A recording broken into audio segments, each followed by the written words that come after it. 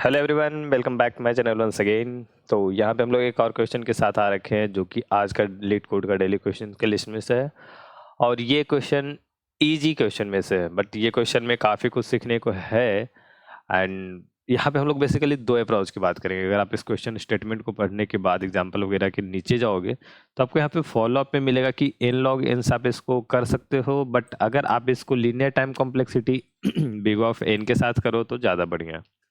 और इसके साथ ही साथ आपको यहाँ पे ये भी बताया गया है कि बिल्ड इन फंक्शन जो भी आपके भी C++ में, ये जावा, पाइथन, जितने भी आपके इनबिल्ट फंक्शन हैं उनको यूज नहीं करना है, आपको सिंपल अपने तरीके का कोड लिखना, राइट। तो इस तरीके का जो ये दोनों जो कॉम्प्लेक्सिटी है वो दोनों के बारे में हम लोग बात करेंगे। एक सॉल्यूशन n log n पे होगा और दूसरा सॉल्यूशन जो ऑप्टिमाइज होगा, ज़्यादा बढ़िया होगा, वो बिग ऑफ n पे होगा। एंड अगर आप कंस्टेंट को देखोगे तो आपका n log n का सॉल्यूशन जो होगा वो भी इसमें एक्सेप्टेड होगा, बट वो गलत नहीं होगा। ठीक है, चलो तो क्वेश्चन सबसे पहले पढ़ लेते हैं। क्वेश्चन क्या कह रहा है कि आपके पास एक इंटीजर n है और आपको एक एरे, आंसर एरे रिटर्न करना है जिसका लेंथ होगा n+1। जो नंबर दिया गया है उससे एक ज्यादा, 2 दिया है तो 3 का लेंथ होगा। ठीक, अब इस एरे में क्या करना है कि एरे का हर एक एलिमेंट, ith एलिमेंट जो है वो बता रहा होगा कि नंबर ऑफ वन करने का मतलब नंबर ऑफ सेट बिट। तो क्या बात हो रही है, जैसे कि हमने n रखा तो 0 to n, ये टोटल n+1 एलिमेंट होगा। इसमें हर एक number 0 1 2 3 4 dot dot dot dot n तक, हर एक नंबर में नंबर ऑफ सेट बिट अलग अलग होंगे। ठीक है, इसमें कुछ x number of set bit होंगे, इसमें y number of set bit होंगे, इस तरीके से होंगे। तो इन सब का नंबर ऑफ सेट बिट को आप एक एरे में स्टोर करो, ये आ गया, ये आ गया, ये आ गया, सब इस तरीके से। और इस एरे को बना दिया इसने आंसर एरे। और यही आपको पूछ रहा है कि मैं n दे दूंगा और मुझे आंसर एरे चाहिए, जहाँ पे फर्स्ट एलिमेंट 0 में नंबर ऑफ सेट बिट को पॉइंट कर रहा होगा, तो ऑर्डर यहाँ पे मेंटेन रखना है, सबसे पहली बात। ठीक है, ओके। तो अब सवाल ये है कि अगर आप सेट बिट की बात कर रहे हो, number of set bit count करने की बात कर रहे हो, तो हमारे पास एक बेसिक सा अप्रोच है जिसको हम लोग यूज करते हैं, number of set bit, right. तो हम लोग बेसिकली क्या करते हैं, अगर लेट सपोज हमें नंबर ऑफ सेट बिट इन 2 निकालने की बात हो रही है तो सिंपल इसमें 2-3 तरीके से हम कर सकते हैं। 2 को हम सिंपल बाइनरी में चेंज कर दें, राइट। उसके बाद इसमें number of set bit directly हम लूप के थ्रू काउंट कर सकते हैं। ठीक है, या आप ऐसे कर सकते हो, 2 को आप और करो, बिट वाइज और लेते हैं, ये 2 के पावर 0 के साथ लेते हैं, 2 के पावर 1 के साथ लेते हैं, दोनों एक ही चीज है। नंबर ऑफ सेट बिट जो है 1, 2 के साथ जब 2 पे पावर 0 मीन्स 1 का जब और लेंगे तो बेसिकली वो 1 0 और ये 0 1 होगा। और कहने का मतलब जहां पे भी और ले रहे हैं तो वो दोनों बिट अगर सेट है तो सिर्फ ये बिट सेट आएगा, अदरवाइज अगर कोई भी अनसेट है, सेट नहीं है, तो वो ये 0 दे देगा। इन दिस केस ये 0 आएगा, इन दिस केस ये 0 आएगा, तो यहाँ पे ये 0 आ जाएगा। तो पॉइंट इसमें कुछ इस तरीके से हम लोग करते हैं, और इस वाले में हम डायरेक्टली इसको बाइनरी में चेंज कर दें एंड देन करें ये सब काम। अब ये अप्रोच जो है, ये अप्रोच बहुत बेसिक सा अप्रोच है जिसके बारे में हम लोग ऑलरेडी लाइक कॉलेज के, अगर हम फर्स्ट ईयर की बात करें, फर्स्ट सेमेस्टर की बात करें ऑब्वियसली, तो वहाँ पे हमें इस तरीके का अप्रोच सिखाया जाता है। नंबर को बाइनरी में चेंज करना, बाइनरी नंबर को नंबर में चेंज करना, डेसिमल में, एंड आपको पैलिंड्रोम, रिवर्स, ये सब चीज़ें हम लोग वहाँ पे देखते हैं। उसी में ये चीज़ भी आता, ठीक है, नंबर ऑफ सेट बिट आपको काउंट करना।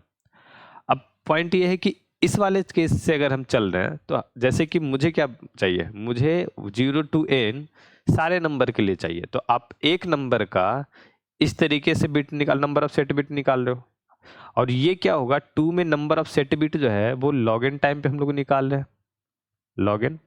ठीक है, और n नंबर का मुझे चाहिए तो n इंटू लॉग एन हो जाएगा। तो इसका ओवरऑल जो टाइम कॉम्प्लेक्सिटी है वो n log n पे चला जाएगा। समझ रहे हो, हर एक नंबर के हर एक सेट बिट को मुझे पहले फाइंड आउट करना, उसके बाद काउंट करना। तो लॉग एन टाइम तो मुझे इसके सेट बिट को ही करने में लग, सॉरी, इसको बाइनरी में चेंज करने में लग जाएगा।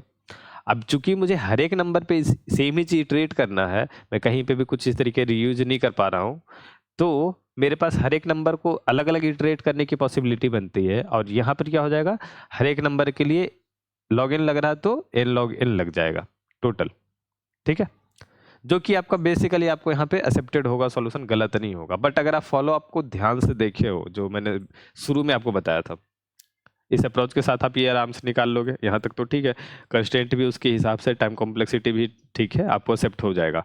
बट पॉइंट ये है कि यहाँ पे बोला जा रहा है कि आपको इसको ट्राई करना है लिनियर कॉम्प्लेक्सिटी में सॉल्व करने के, और मैं इस पे ज़्यादा फोकस करूँगा आपको, और मेरा जो कोड होगा वो कोड भी इसी टाइम कॉम्प्लेक्सिटी को, मतलब जो मैं एक्सप्लेन करूंगा उसी पे होगा, ना कि n log n पे होगा। मैं मुझे नहीं लगता कि उस पे ज़्यादा आपको मतलब और ज़्यादा डिस्कस करने की ज़रूरत है।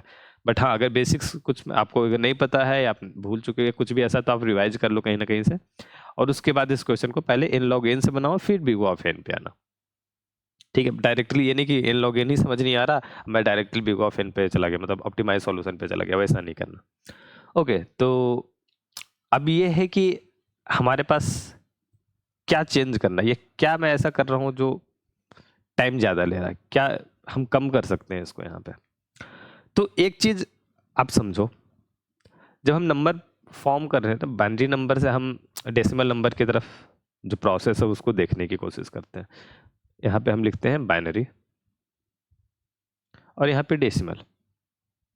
ध्यान से समझना थोड़ा सा, मतलब बेसिकली ये मेरा लॉजिक, मैं कुछ इस तरीके से अपना सोचा उस टाइम पे जब मैंने किया था इस क्वेश्चन को।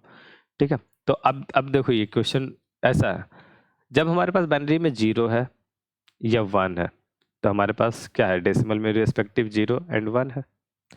जब बाइनरी मैंने किया कि इस 0 के आगे मैंने एक 1 लगाया, ठीक है, ऐसे, या ऐसे छोड़ो, सिर्फ 1, इस 1 पे लेते हैं। इसको जैसे हम लोग शिफ्ट समझते हैं, राइट लेफ्ट शिफ्ट, तो हमने इसको एक बिट शिफ्ट किया ऐसे।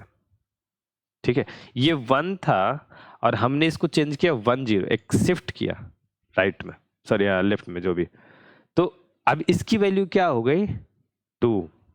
अब यहाँ पे मैं कुछ नहीं बोल रहा हूँ, मैं इसको एक और शिफ्ट करता हूँ, मैंने एक और इसमें शिफ्ट किया, एक 0 और ऐड किया, अब इसकी वैल्यू हो गई 4।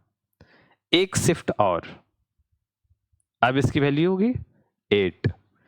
तो बेसिकली मैं समझाना क्या चाह रहा हूं इस पॉइंट को, कि जब भी हम डायरेक्टली एक शिफ्ट करते हैं तो जो भी प्रीवियस वैल्यू है उसका डबल हो रहा है ऐसा। इवन वाले केस में तो ये सिंपल डबल हो रहा, समझ रहे हो। ऑड वाले में तो बेसिकली वो होगा नहीं, जैसे अगर हम 5 को देखें तो 5/2 में नहीं आता, लेकिन हम 2 का अगर हम फाइंड आउट करना चाहते हैं, ठीक है, 2 एक इवन नंबर है, एक इवन नंबर का अगर हम फाइंड आउट करना चाहते हैं तो उसके बाई 2 पे अगर हम चले जाएं और इसके नंबर ऑफ सेट बिट की बात करें, वही नंबर ऑफ सेट बिट इसमें भी होगा। क्यों? क्योंकि जो x जितना भी ये है, इसमें कुछ नहीं करना, आगे एक 0 लगा देना और ये नंबर क्या हो गया, ये अगर x है तो ये 2x हो गया। ठीक है, तो अगर हम 2x नंबर की बात कर रहे हैं तो इसके लिए नंबर ऑफ सेट बिट, ठीक है, number of set bit in 2x, ठीक है, बस x as a random number है, जो कि x में बोलूंगा अभी कोई भी नंबर है, तो ऑब्वियसली ये इवन बन जाएगा। ठीक है, 2x में जो होगा वो number of set bit equal होगा वो इन x के। तो अगर मुझे x का पता चल जाए तो मैं 2x में डायरेक्टली निकाल सकता हूं, इसके लिए कोई इटरेशन की जरूरत नहीं है। ठीक, अब कहोगे x को मुझे निकालना तो x/2 पे जाएंगे, ऑब्वियसली x/2 के लिए निकालना x/4। अभी यही चीज को अब तोड़ते जाओ तो आपको फाइनली पता चलेगा कि हर एक नंबर के लिए मुझे बस 0 और 1 पे मैं आके अटक जाता हूँ। जैसे मुझे अगर 2 पे चाहिए तो 2 के लिए 1 का चाहिए, और 1 का, ठीक है, 1 पे आ गया। अगर मैं 4 की बात कर रहा हूँ, 4 के लिए 2 का चाहिए, 2 के लिए 1 का चाहिए, तो 1 अगर है मेरे पास तो 1 से 2 मिल जाएगा, 2 से 4 मिल जाएगा। 7 का लेट सपोज, ठीक है, तो चलो ठीक है, आउट पे भी आएंगे, अभी इवन की सिर्फ बात करना है। 16, 32, कोई भी इवन नंबर, तो ये क्या करेगा, ये कहेगा 16 का जो है वही ले आओ, 16 कहेगा कि जो 8 है वही ले आओ, और 8 के पास जाओगे तो 8 कहेगा कि 4 का जो है वो ले आओ, 4 कहेगा 2 का ले आओ, 2 कहेगा 1 को ले आओ। तो बेसिकली ऑल इवन नंबर जो है वो बेसिकली यहाँ से आ जाएगा। यहाँ पे देखो आप सब 1 1 पे आके रुक रहे हैं। अब आते हैं थोड़े ऑड वाले पे, और कुछ केसेस आएंगे जहाँ पे फिर 0 पे आके हम अटकेंगे, ऐसा नहीं है कि सारे 1 पे ही आएंगे। अब बात क्या हो रही है, जैसे अगर हम बात करें 7 की, ठीक है, 7 का बाइनरी नंबर देखो क्या है, 6 + 1 इसको हम ऐसे कर सकते हैं, ठीक है। फिर देखो आप ये 6 पे आ गया, 6 जो बेसिकली इस तरीके से 3 प्लस सॉरी गुने 3 2 गुने 3 प्लस हो जाएगा यहाँ पे, मतलब 3 का 2 गुना हो जाएगा ऐसा। 3 जो है 2 + 1 और 2 जो है बेसिकली 1 से मांग रहा होगा। तो लास्ट में आपको क्या पता चल रहा है कि सब जो है वो 1 1 पे आ रहा। तो अगर मैं किसी भी नंबर का रख रहा हूँ, जैसे देखो सिंपल, अगर मैं 7 का मांग रहा हूँ तो 7 का अगर हम बाइनरी रिप्रेजेंटेशन देखें तो 4 2 6 और एक 7, 4 2 6 यहाँ तक हमारे पास कहीं ना कहीं से आ जाए तो इसमें +1 कर देंगे। इवन नंबर जो है उसका फर्स्ट बिट जो ये वाला बिट है वो सेट नहीं होगा, और इसी को मुझे क्या करना है, सेट कर देना है। ये चेंज हो जाएगा 1 में और वो नंबर ऑड बन जाएगा, 6 + 1 7 हो जाएगा ऐसा कुछ। जब भी आप देखो 8 + 1 करेंगे 9, तो 8 का जो बाइनरी रिप्रेजेंटेशन होगा 8 का देखो तो ये है। अगर आप 9 का देख रहे हो तो क्या होगा, ये और ये। तो इसके और इसके में क्या अंतर है, सिर्फ और सिर्फ ये फर्स्ट पोजीशन वाले जो बिट है इसका अंतर है। ये इसमें सेट नहीं है और इसमें ये सेट है। तो इसमें क्या होगा, number of set bit in 2x + 1 odd number, 2x + 1 equal to क्या होगा, 1 plus number of set bit in 2x। अब 2x को हम लोग कैलकुलेट कर चुके हैं, जितने भी इवन नंबर हैं उसके लिए हम लोग ऑलरेडी कैलकुलेट कर चुके हैं ऊपर वाले से। मुझे पता है कि इवन नंबर का तो हो गया प्रॉब्लम सॉल्व। तो अगर इवन नंबर का प्रॉब्लम सॉल्व है, इवन नंबर के पास हो चुका है कैलकुलेशन, तो वो ऑड नंबर में क्या करेंगे, तो 1 प्लस उतना डाल देंगे। अब देखो इससे क्या होगा, हमने 0 को सेट किया 0 पे, 1 को सेट किया 1 पे। ये बेसिक आपका कंडीशन, ये हमें पता है पहले से। लेकिन एज सुन एज ये 2 पे जाता है, 2 कह रहा है 1 को ले आओ, तो 1 का जितना होगा वही मैं बोलूंगा। तो ठीक है, 1 का तो 1 ही है, तो 2 में भी 1 होगा। 3 क्या कह रहा है, 3 तो ऑड है। 3 कह रहा है कि मैं इस वाले रूल को जाऊंगा, तो मुझे क्या करो, 1 प्लस इसमें जस्ट 1 को घटाओ, 3 - 1 2। इसके पहले वाला जो इवन नंबर था वो, तो इसमें जितना है और एक जोड़ दो, जो वो मेरा आंसर होगा।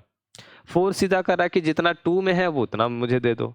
5 क्या कह रहा है, 5 कह रहा है कि मुझे ना पहले वाले जो नंबर है 4 उसका +1 दो, तो ये वही आएगा।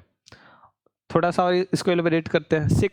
6 क्या कर रहा है, ये कह रहा है कि हम तो भाई इवन नंबर है, 6 इवन नंबर है, तो मतलब कि ये सिंपल बाई 2 कर दो, वहां से आ जाएगा। तो 6/2 3 में 2 है तो इसका भी 2 आएगा। अब देखो तो यही है 4 2 6 ऐसा है।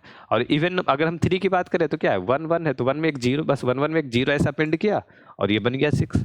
तो इस तरीके से ही सारी वैल्यू जो है वो कैलकुलेट होती चली जाएगी। अब देखो हर एक नंबर का जो कैलकुलेशन है, इसका जो number bit set bit count कर रहा है, इसका काउंट करा, इसका काउंट करा, इसका काउंट करा, कितने टाइम लग रहा है मुझे। क्या 2 के लिए 0 to 2 या इसके 2 बिट को मुझे चेक करने की जरूरत पड़ी। अगर मैं 9 की बात कर रहा हूँ या 8 की बात कर रहा हूँ, ठीक है, लेट सपोज 8 की बात करें, 8 का 4 से है तो 8 के पास 1 है, इसमें 2 आ गया। क्या मुझे 8 के लिए 3 या 4 बिट को चेक करने की जरूरत पड़ी, नहीं पड़ी।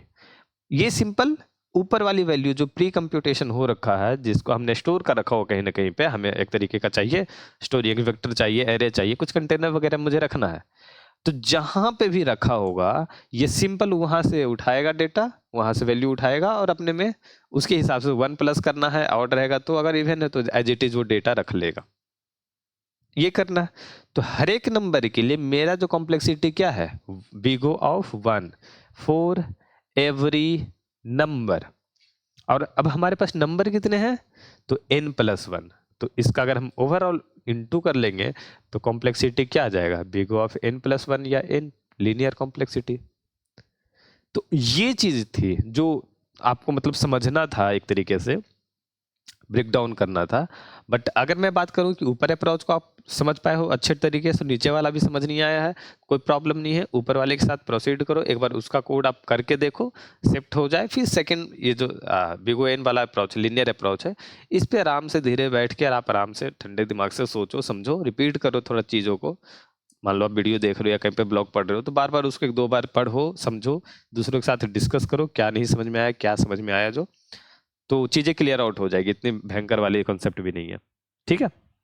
ओके, तो आई थिंक कि आपका डॉट सॉल्व हो गया। अगर कुछ भी बच जाता है, कोई माइंड में प्रॉब्लम मतलब कोई भी इस तरीके का डाउट है कि यार ये कैसे हो गया, वो क्यों हो गया, तो आप नीचे कमेंट बॉक्स में पूछ सकते हो। एंड साथ ही साथ डिस्कॉर्ड सर्वर का लिंक भी दे रखा है, वहाँ भी पूछ सकते हो आप जाकर। ठीक है, ओके। तो अगर आपको ये वीडियो अच्छा लगा है, हेल्पफुल लगा है, तो लाइक सब्सक्राइब कर लेना, बाकी आपको पता है।